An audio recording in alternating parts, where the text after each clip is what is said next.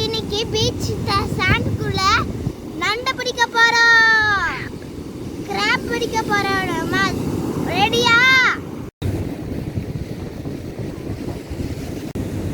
அட நண்டு கடிச்சுடுமே.